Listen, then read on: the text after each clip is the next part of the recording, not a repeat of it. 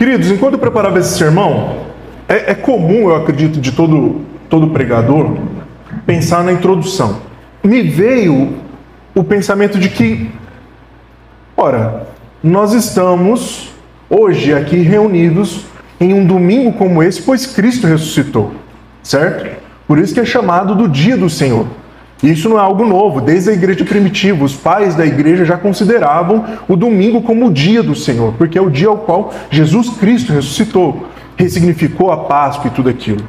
Só que de forma curiosa, após 50 dias da sua ressurreição, nós temos o dia de Pentecostes, o dia onde que houve ali o cumprimento da profecia e o Espírito foi derramado sobre toda a carne.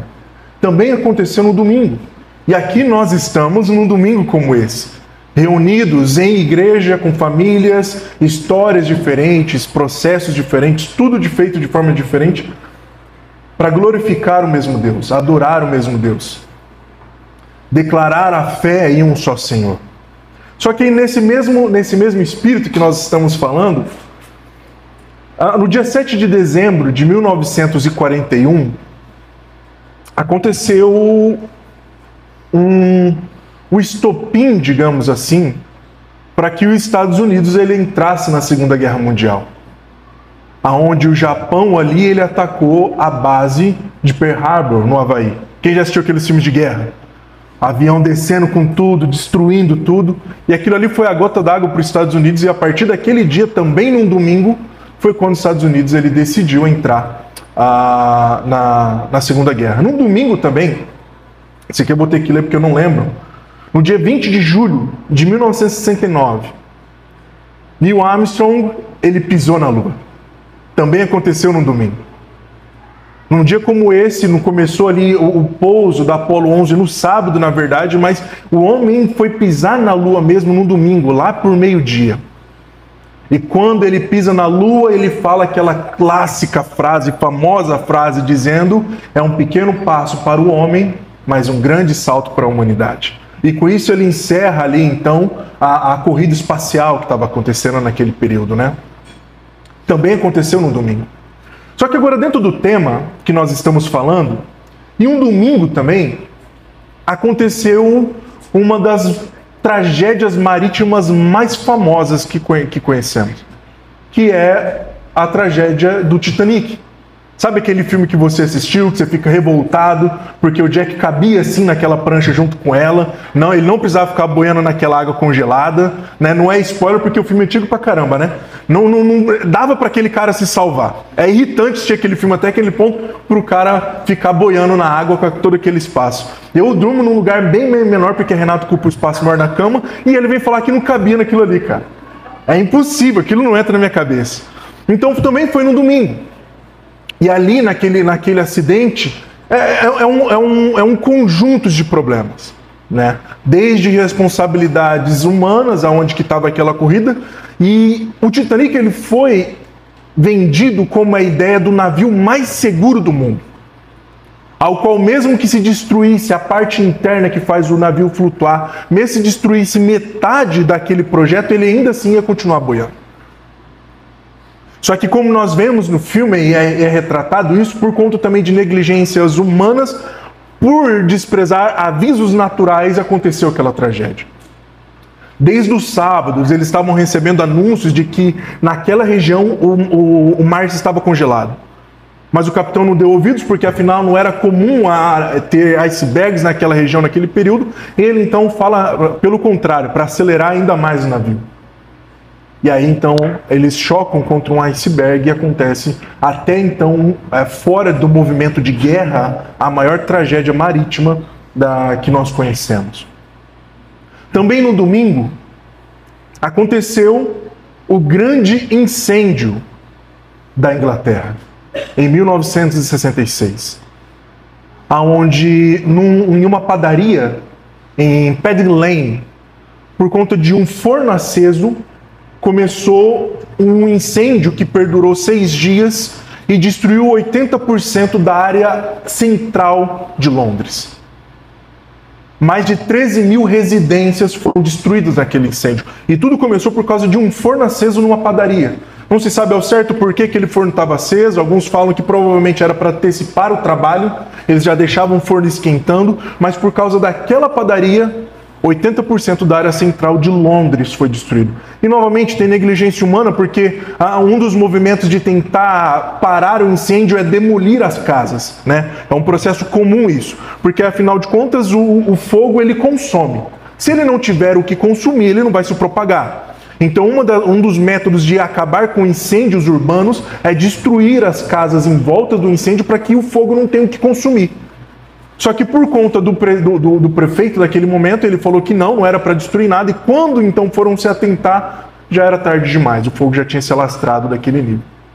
É um dos maiores incêndios que nós temos a consciência numa área construída urbana, foi o que aconteceu em 1666. Por que esses dois exemplos para nós é claro, e cabe para esse domingo? Porque o que nós vamos ver hoje é Tiago falando que a língua ela é como o leme de um barco. E Tiago também fala que a língua é como uma pequena labareda que pode incendiar toda uma floresta. E se nós não nos atentarmos com esse pequeno órgão, ele pode causar grandes estragos, como foi o caso do Titanic e como foi o caso do grande incêndio em Londres. Nós precisamos nos atentar para isso. E é isso que nós vamos falar nessa manhã. Então, antes de começar, vamos fazer a leitura da palavra. Tiago, capítulo 3, a partir do verso 1. Você que tem uma Bíblia, pega ela aí agora. Que não tem, olhe com o seu irmão do seu lado.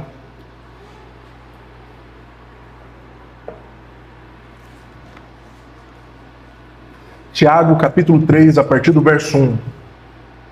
Nós vamos ler alguns versículos, aí você vai acompanhando aí, amém? Então diz o seguinte: meus irmãos, muitos de vós não devem ser mestres.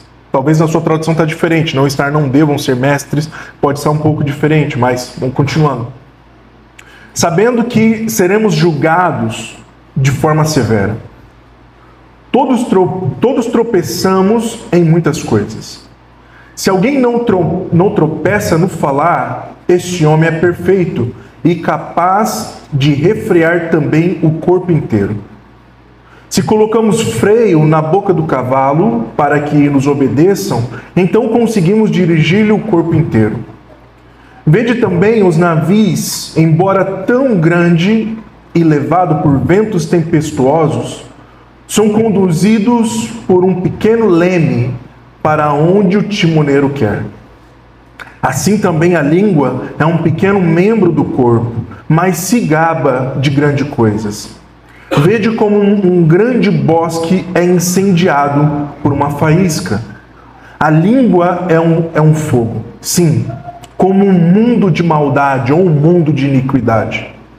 Ela é colocada entre os membros do nosso corpo, contamina todo o corpo e põe em chama o curso da nossa existência, sendo por sua vez posta em chamas pelo inferno.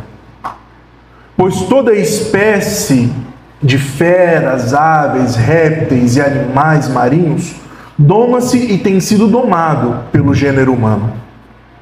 Mas nenhum homem pode domar a língua.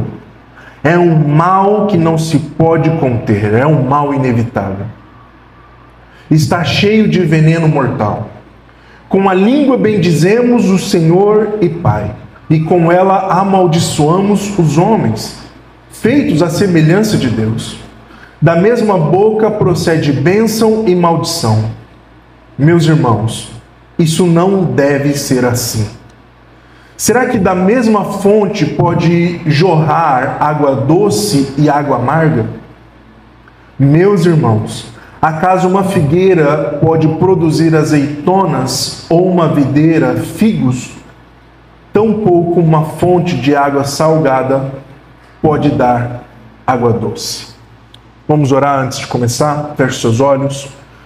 Querido Deus, nesse momento eu me coloco diante de Ti, diante da Sua comunidade, clamando, ó Pai, por sabedoria e revelação, não só para mim, mas também para todos aqueles que aqui estão. Uma sabedoria e a revelação necessária para que possamos, ó Deus, ter a capacidade de combater a língua, meu Pai.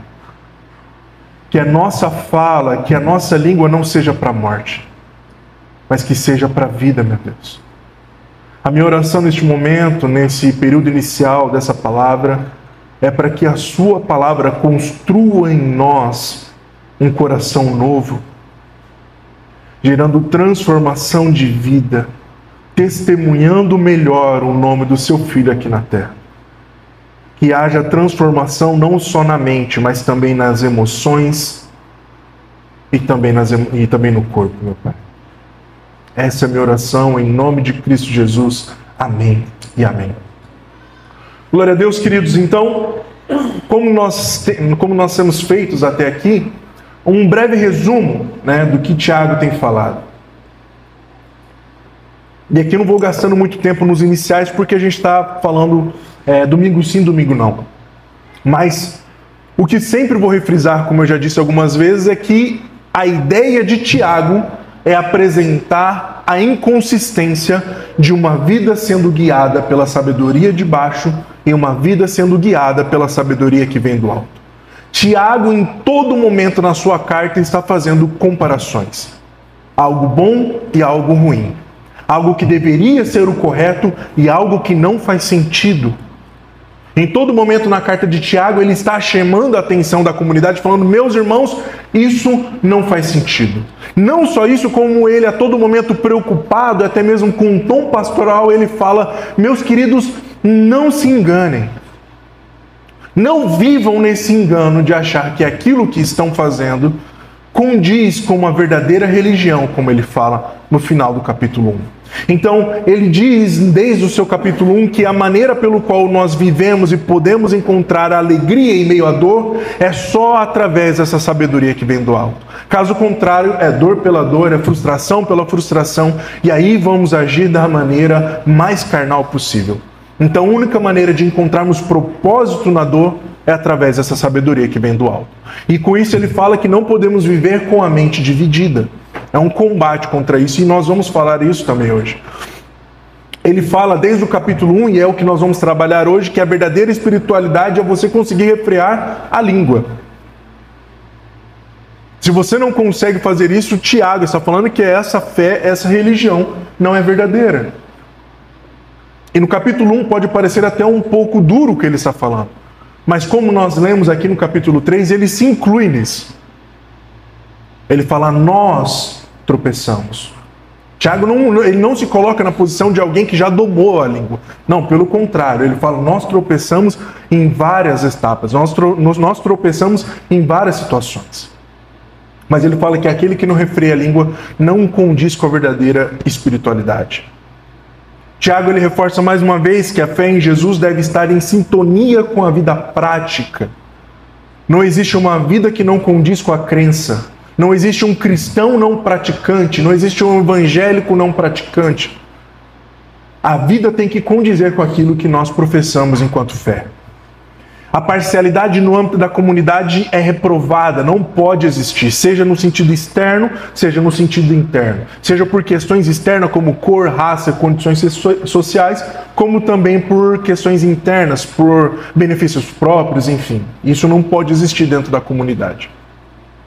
E ele fala de um julgamento futuro, ao qual as nossas obras servirão de testemunhas para aquilo que nós fazemos aqui. E foi isso que nós falamos domingo retrasado, da aparente contradição e conflito entre Tiago e Paulo. E nós vimos que eles não estavam falando da mesma coisa.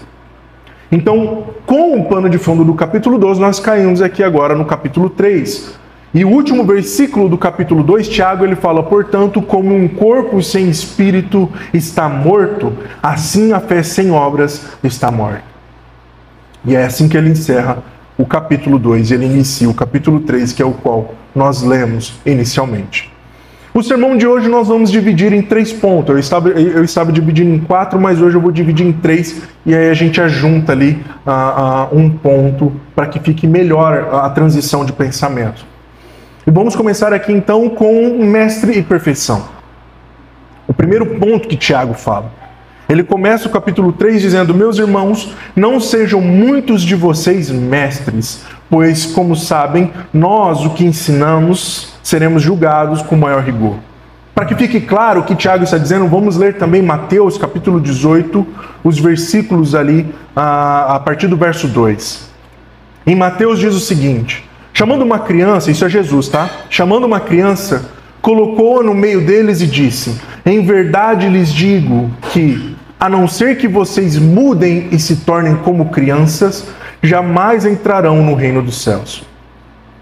Portanto, quem se faz humilde como essa criança é maior no reino dos céus. Quem recebe uma dessas crianças em meu nome, recebe a mim.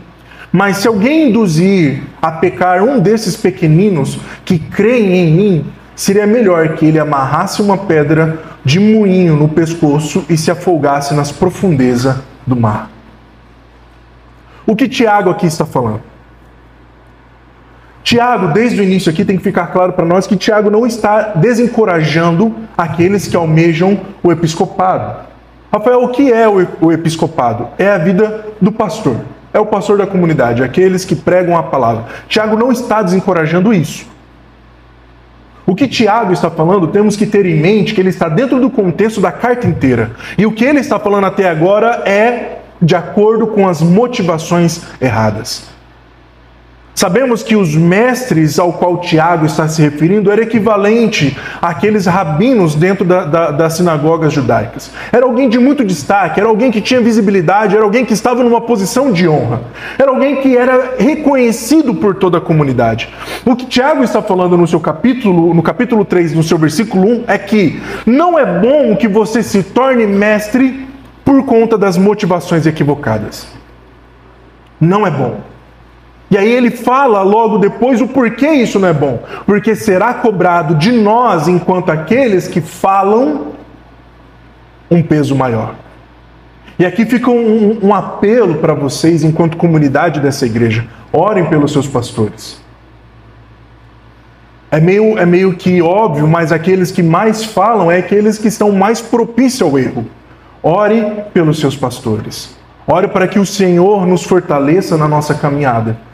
Para que nós não caiamos nas armadilhas de Satanás, para que não vacilemos diante a tentações dos inimigos. Orem pelos seus pastores, porque de nós será cobrado de maneira diferente. E Tiago está alertando isso. Tiago está alertando que se você procura o episcopado, se você procura o pastoreio por intenções contrárias ao qual deveria ser, tome cuidado. Porque vai ser cobrado de você de maneira diferente. O juízo será mais rigoroso.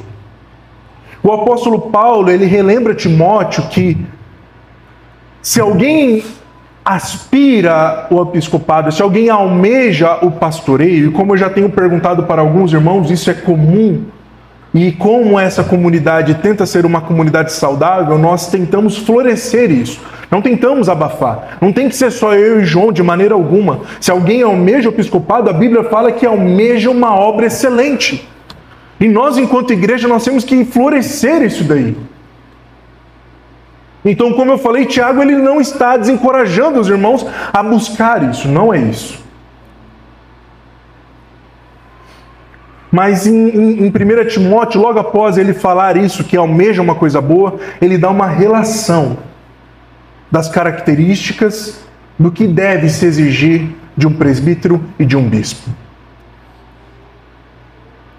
Quando houve a ordenação do presbitério dessa comunidade no final do ano passado, fizemos uma reunião com a liderança a mais presente, digamos assim, da igreja, e ali perguntamos se estavam em conformidade em relação eu e o João com as Escrituras. Se cumprimos os requisitos que a palavra diz. Afinal de contas, aqueles irmãos conheciam a nossa particularidade, eles conheciam a nossa vida privada, eles saberiam dizer. E aqueles que almejam, é uma vida onde que ele vai abrir mão de muitos lugares onde ele poderia estar, mas agora não deve mais estar. Em nome do bom testemunho de Cristo. Então é isso que Tiago está falando. Tem que ficar claro que Tiago ele está fazendo um alerta para aqueles que buscam por conta de uma motivação equivocada. Ele continua dizendo no versículo 2: pois todos tropeçamos de muita maneira. Se alguém não tropeça no falar, tal homem é perfeito, capaz de dominar também todo o corpo. E a perfeição que Tiago está falando aqui é a perfeição que ele já falou no capítulo 1, onde a perseverança produz a perfeição. E ele se inclui aqui, ele faz uma divisão entre aqueles que conseguem dominar a língua e aqueles que ainda tropeçam no falar. E ele se inclui nesse lado aqui. Ele se inclui naqueles que ainda tropeçam no falar. E a verdade é, queridos, que a fala talvez é o nosso maior inimigo no dia a dia. Claro que lutamos com muitas coisas. Claro que temos vários pecados ao qual nos visitam diariamente e temos que resistir. Mas Tiago, ele é muito assertivo quando ele fala que a fala é algo preocupante. Quantas vezes nós falamos uma coisa e logo depois nos arrependemos? Quantas vezes nós tropeçamos no falar, aonde que éramos para falar uma coisa e logo depois nos arrependemos porque falamos uma coisa completamente diferente? Quantas vezes as pessoas nos procuraram buscando uma palavra de conforto e que sai de nós é uma palavra de morte? Quantas vezes nós é que pesamos o clima por conta das nossas palavras? Ou até mesmo o contrário, quantas vezes depois nos arrependemos porque não falamos o que deveríamos falar? Porque nos calamos? Porque aceitamos a situação como ela estava e ali ficamos no nosso cantinho falando, não, tá, não vou falar nada, deixa pra lá. Tanta omissão quanto o excesso da fala. E Tiago, ele diz, olha, se alguém consegue controlar a língua, essa pessoa é perfeita. Se alguém consegue controlar a sua fala, é uma pessoa que consegue controlar o corpo inteiro, porque o órgão difícil de controlar, que é a língua. E para mim é um conforto ver que Tiago se colocou no primeiro grupo de falar, tropeçamos, eu também estou incluso aqui. Eu que estou falando até agora sobre a verdadeira religião, eu me incluo no meio disso. Tropeçamos várias vezes. Diariamente tropeçamos. É uma luta que nós temos que fazer hora a hora, minuto a minuto. Só que eu coloquei um pouco mais à frente, só que tem que ficar algo claro aqui para nós. E eu já disse isso em alguns momentos, mas a fala, ela é poderosa não porque a palavra tem poder. Sabe aquilo que nós acreditávamos antes, que a palavra tem poder? Olha, pai, não fala sobre teu filho porque a tua palavra tem poder. É como se a palavra fosse uma entidade, sabe? Que você invoca e a partir daquele momento ele tem um superpoder que tem a força de controlar e modificar o destino do homem. Não é isso, não é que as palavras têm poder. É que as palavras dentro da história humana, elas carregam significados. E o significado é o que machuca. É o significado que cura. Não é porque você zomba do seu filho, como as escrituras falam, para que os pais não façam isso. Não é por conta disso que você está amaldiçoando o teu filho. É porque você, naquele momento, está gerando um trauma dentro dele. É meio óbvio isso.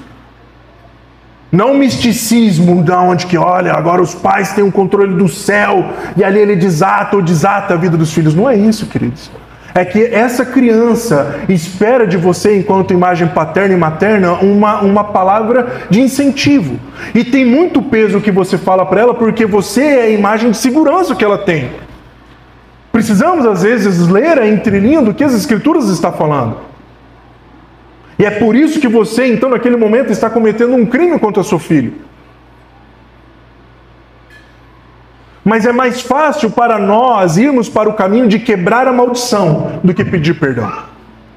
Meu Deus, eu falei aquilo na vida do meu filho, eu tenho que quebrar essa maldição na vida dele, porque senão ele nunca mais vai casar e ele vai ser pobre para o resto da vida.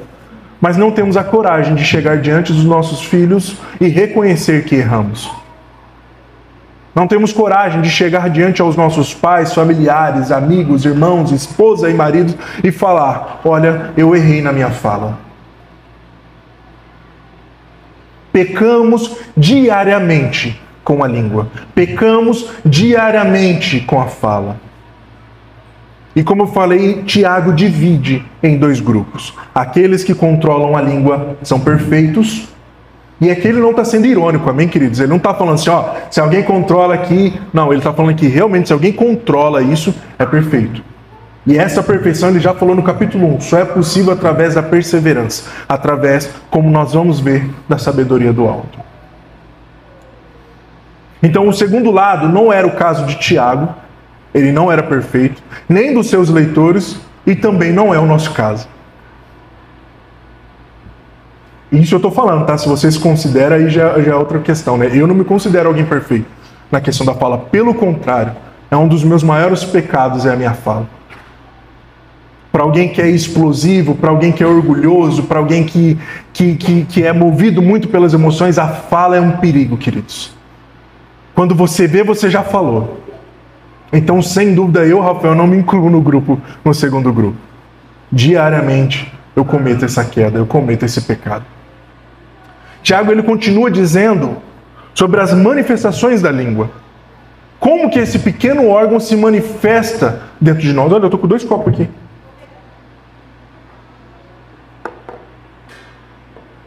Isso ele utiliza 3 exemplos.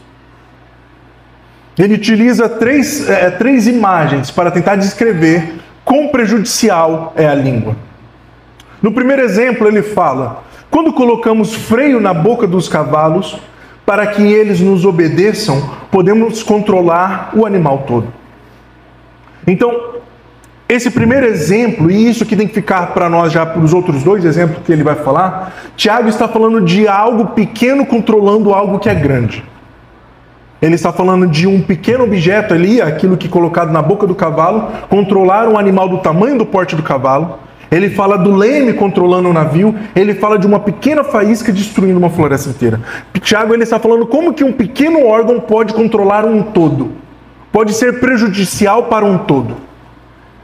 E nesse primeiro exemplo que ele está falando do navio, ele diz que como que a língua pode controlar o homem.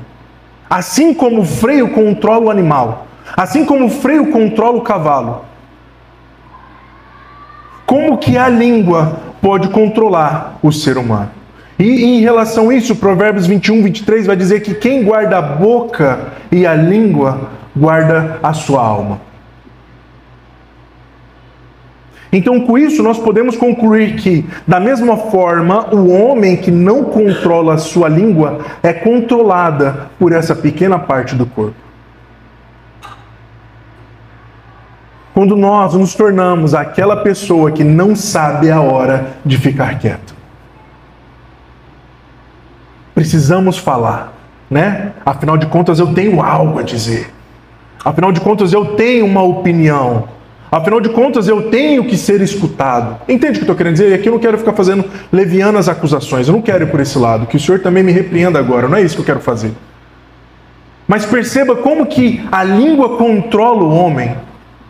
A língua nos controla ao ponto, se não temos controle dela, é ela que nos controla. Perdemos o controle da situação. Perdemos o controle do momento. E quando vemos, já falamos. Estragamos o clima. Então o primeiro exemplo que Tiago dá é em relação ao controle. Da mesma forma, o homem que não controla a sua língua é controlada por essa pequena parte do corpo. Ele continua dizendo no verso 4, tomem também como exemplo os navios. Embora sejam tão grandes e impelidos por fortes ventos, são dirigidos por um leme muito pequeno, conforme a vontade do piloto, do timoneiro. O segundo exemplo que ele está dando é como que a língua direciona o homem. O primeiro exemplo é de controle. O segundo exemplo é de direção. Como que a língua do homem pode direcionar o caminho pelo qual ele está seguindo? Quantas vezes nós não quebramos amizades de anos e décadas por algo que falamos? Quantas vezes decidimos coisas boas ou ruins da nossa vida por aquilo que falamos? Perdendo a oportunidade ou até mesmo aceitando a oportunidade porque falamos.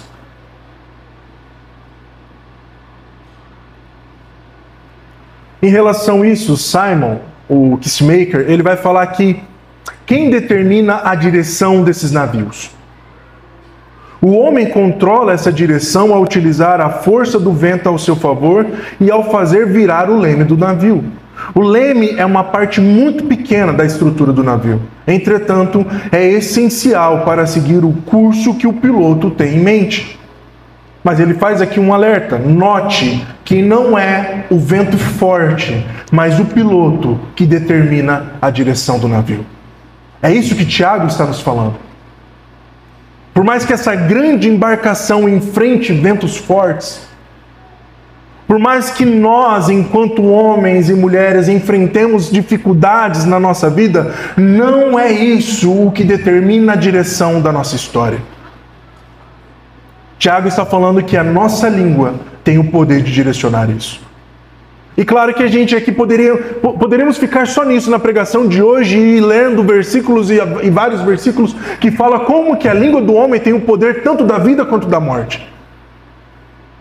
Lendo como que a língua tem o poder ou de abençoar ou de amaldiçoar. Poderíamos ficar só nisso, mas eu acredito que fazendo esse paralelo fique claro para nós o que Tiago está falando. Tiago está dizendo que nós não somos reféns dos ventos fortes. Mas aquilo que direciona esse navio é o leme. É a língua. No verso 5, ele continua fazendo um comparativo, dizendo: semelhante, a língua é um pequeno órgão do corpo, mas se vangloria de grandes coisas. E aqui é a primeira parte que ele associa a língua à fala. Tá? Mas ele está falando da fala em todo momento. Vejam como um grande bosque é incendiado por uma simples fagulha. E aqui Tiago ele está falando, ele muda o foco completamente, ele está falando sobre o potencial destrutivo da língua.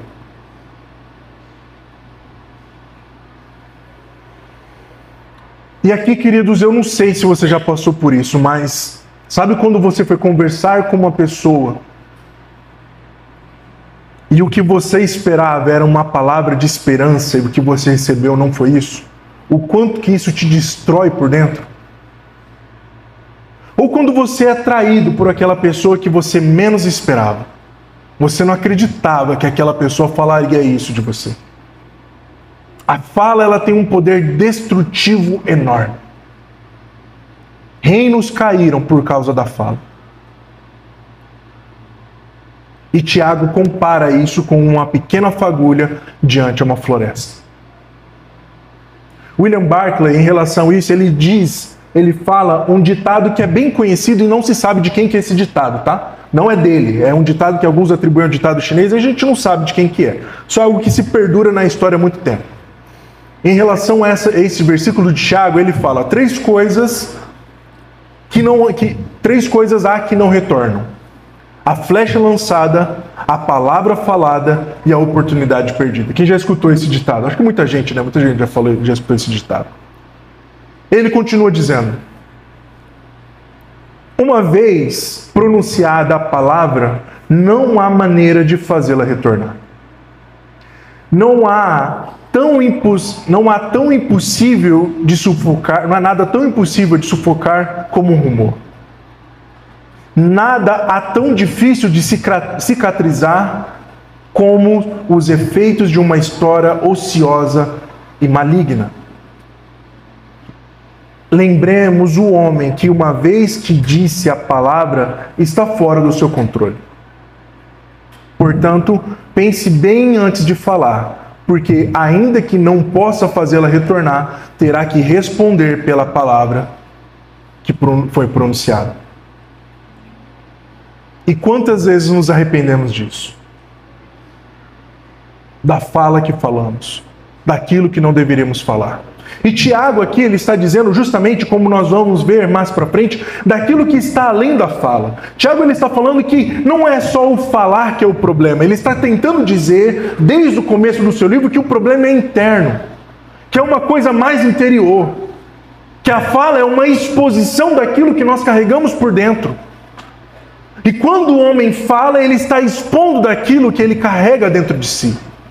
Ele continua dizendo no versículo 6, assim também a língua é um fogo, é um mundo de iniquidade colocado entre os membros do nosso corpo, contamina a pessoa por dentro, incendeia todo o curso da sua vida, sendo ela mesma incendiada pelo inferno.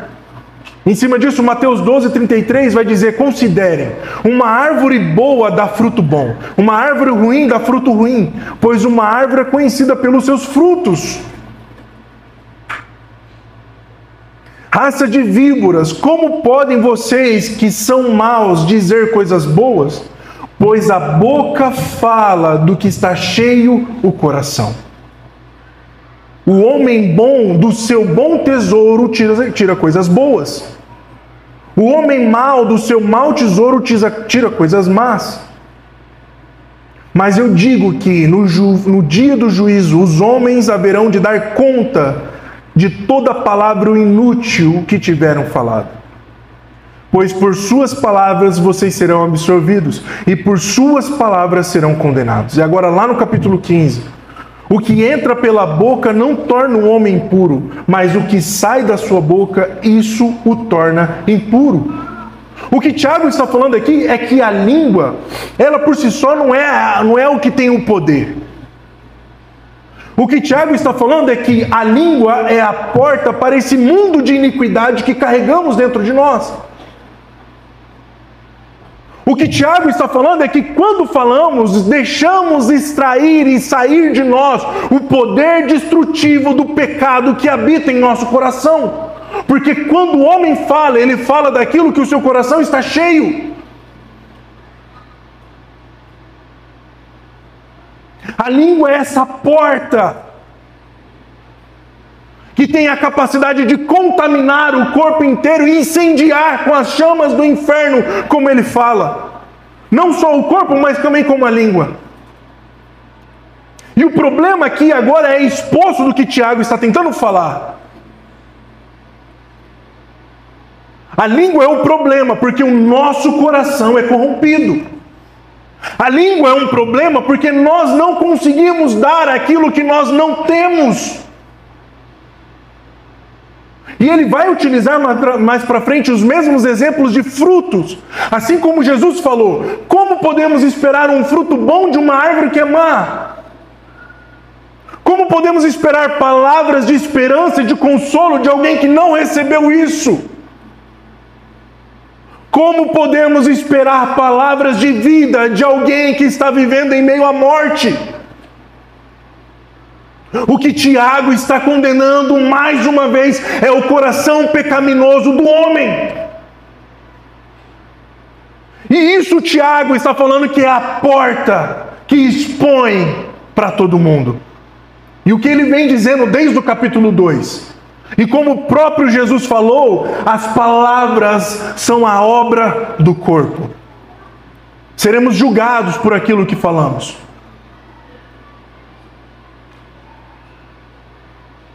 Então compreenda a profundidade, o peso do que Tiago está falando aqui, queridos.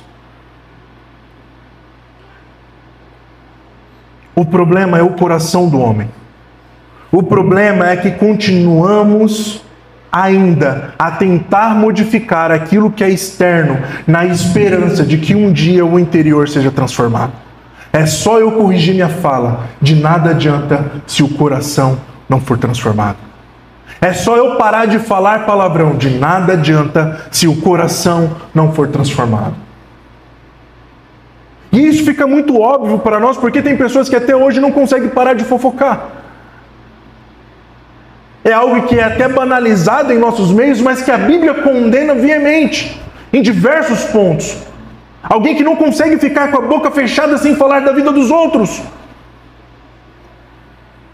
Não consegue, não é só porque não tem o controle da língua, é porque é isso que ela tem dentro do seu coração. Facção, inveja, contenda, ódio, ira. E a boca é só o canal pelo qual ela expele todas essas palavras. E Tiago está falando quão destrutivo pode ser a língua, ao ponto de incendiar uma floresta inteira. Ela dá vazão a esse mundo de iniquidade que habita dentro de nós.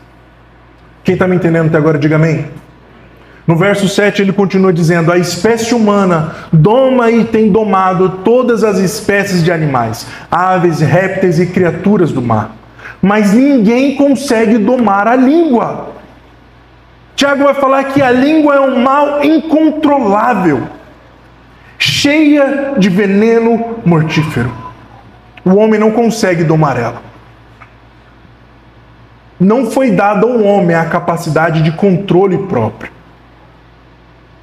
Se relembrarmos das Escrituras, em qual categoria está o domínio próprio? Nos frutos do Espírito ou nos frutos da carne?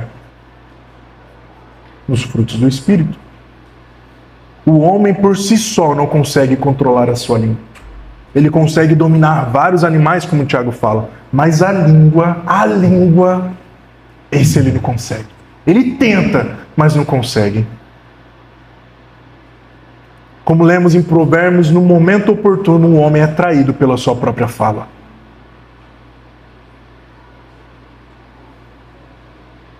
E o último ponto que Tiago aqui vai trabalhar é como que essa falta de domínio produz inconsistência no povo de Deus. Como por não dominar a língua, como por não dominar a fala, e como já vemos, isso é apenas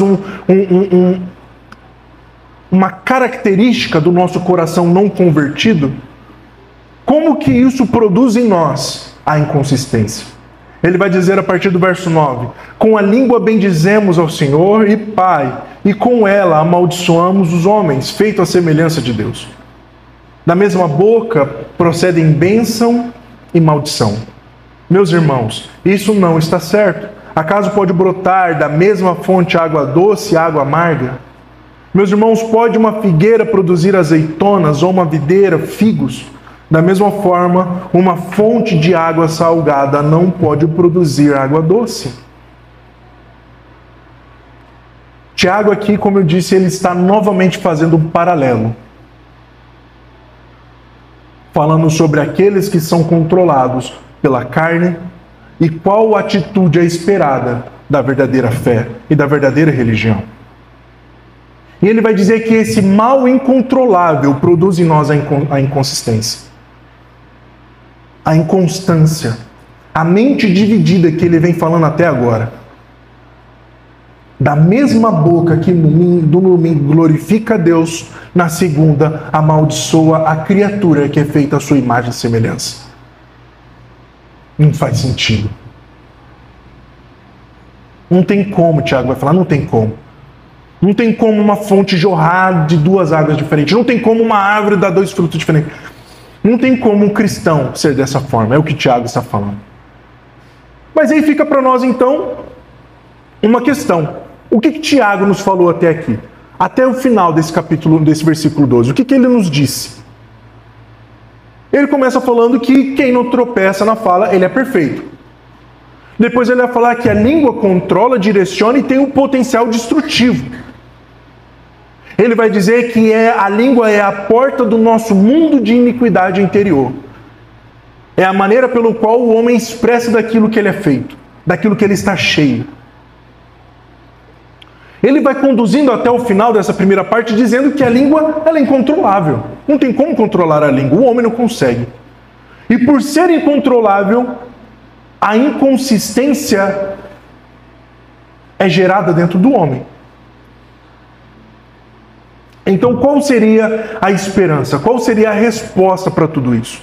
Como nós já antecipamos, ele vai dizer no versículo 13, quem é sábio e tem entendimento entre vocês?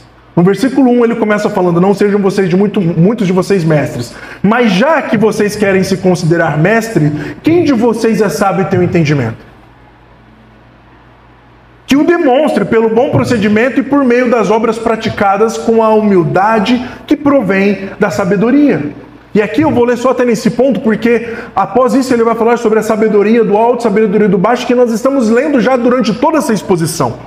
O que Tiago está falando é que a única maneira que o homem consegue controlar a língua é recorrendo a algo que está além dele. Algo exterior, algo que ele não possui, essa sabedoria que vem do alto. É abandonando o entendimento que é sábio aos próprios olhos. É abandonando o entendimento que você consegue sim se controlar. Não, eu só tive um deslize. Não, queridos. Eu e você, se não nos arrependermos e tivermos os nossos corações transformados, vamos continuar debaixo do controle da língua. Qual é então a esperança do homem em relação à sua fala? Como eu disse, a esperança não está no que ele possui, mas naquela sabedoria que vem do alto, a qual tem poder de refrear a língua, ser rápido no ouvir e tardio no falar. E a sabedoria que é paciente, bondosa e justa. A sabedoria que rejeita a dualidade e a inconstância. Ela nos faz perseverar. É o que produz em nós a perfeição. Eu quero encerrar trazendo algumas aplicações. Por mais que a gente foi aplicando durante o sermão, mas eu quero trazer 3 aplicações em cima do que nós falamos hoje. Como nós lemos, Mateus 12:34 vai dizer: raça de víboras, como podem vocês que são maus dizer coisas boas? Pois a boca fala do que o coração está cheio. Nós já entendemos que o coração é a fonte do problema. Que a língua é só apenas um meio, não um fim da fala. Mas graças a Deus que temos a esperança de um Deus que transforma o coração do homem. Em Ezequiel 36:26 diz: e eu lhes darei um coração novo e porei um espírito novo no interior de vocês. Tirarei de vocês o coração de pedra e em troca darei um coração de carne. A primeira aplicação que nós temos é que precisamos de um coração novo. É impossível continuar do jeito que está. Presta atenção nisso que eu falei. É impossível continuar do jeito que está. Sabe aquela frase de coach que esperar resultados diferentes fazendo as mesmas coisas não existe? Um dia eu prospero, mas eu continuo fazendo as mesmas coisas todos os dias. Não vai acontecer. Atitudes iguais produzem resultados iguais.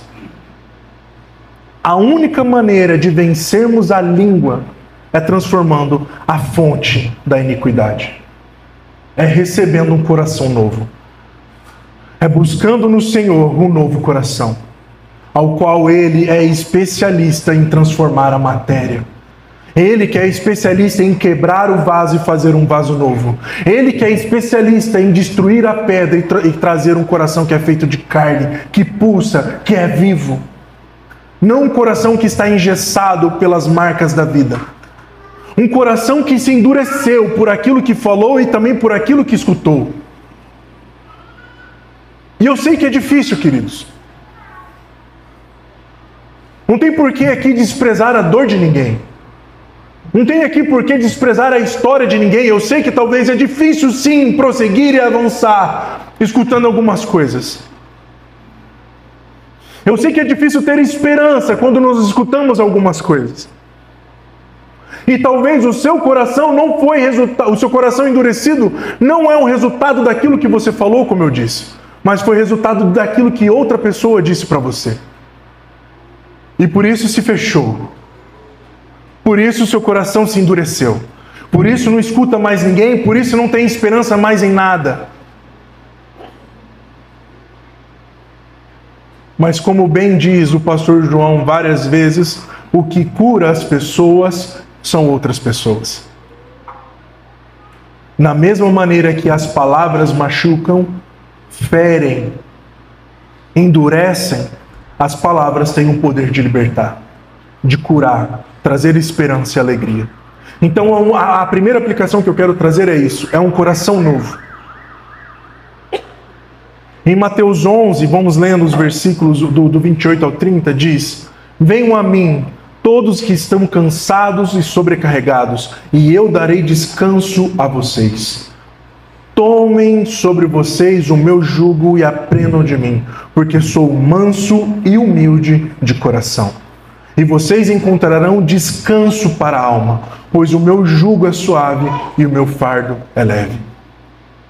A segunda aplicação que podemos trazer em cima desses versículos de Tiago é que, após um coração transformado, temos que aprender do único que pisou na terra e controlou a língua, Cristo Jesus.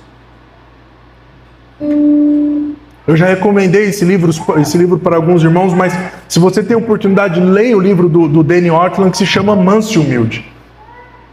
E o Danny, ele fala no livro dele que, dentro do pensamento judaico, onde diz que o coração é a fonte, é a origem, é aquilo que a pessoa é, como nós estamos falando, a única passagem que fala mais abertamente e claramente quem Jesus é quando ele fala sobre o seu coração. E só nessa passagem ele fala que o coração dele é manso e humilde. A natureza de Jesus é essa, mansidão e humildade. Paulo fala isso e vemos isso em vários outros pontos. Mas a segunda aplicação que eu posso trazer hoje para você é que, após o coração transformado, aprenda do coração do Mestre. Aprenda do coração de Cristo Jesus. Pois só assim encontraremos descanso para a nossa alma. E por último, Romanos 10:9 vai dizer: se com a boca você confessar que Jesus é o Senhor e crer no seu coração que Deus o ressuscitou dentre os mortos, você será salvo. Porque com o coração se crê para a justiça e com a boca se confessa para a salvação. A terceira aplicação que eu posso trazer, e a última, é que devemos abandonar a inconsistência de uma vez por todas. E isso sim existe a responsabilidade do homem. Isso sim existe a manutenção da salvação que Cristo conquistou no Calvário.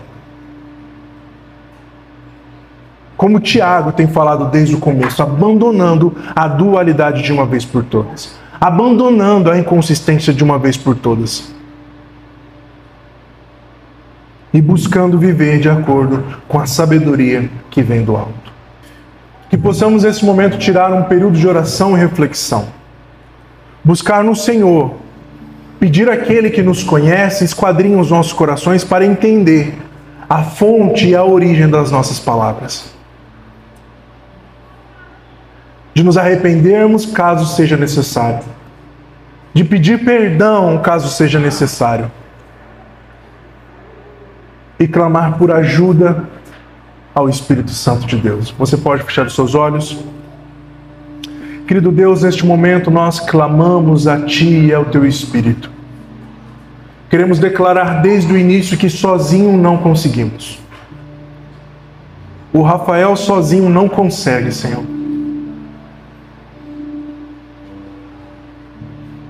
Ele não consegue dominar a língua, ele não consegue transformar o seu coração.